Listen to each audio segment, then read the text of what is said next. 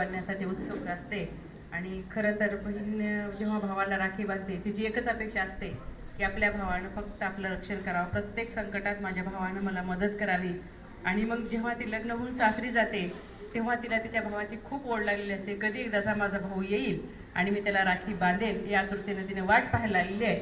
आशयाचं हे गीत आहे, मी तुमच्यासमोर सादर करण्याचा प्रयत्न करते.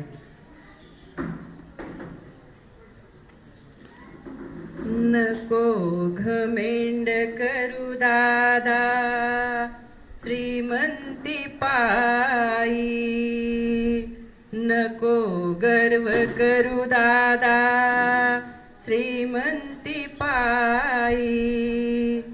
अरे दादा माझ्या दादा तू कारे येत नाही, दादा माझ्या दादा तू कारे येत नाही.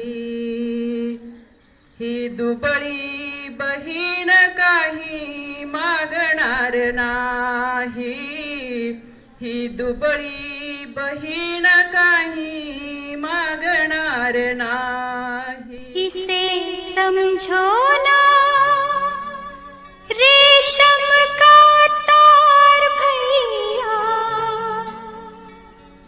मेरी राखी का मतलब है प्यार भैया.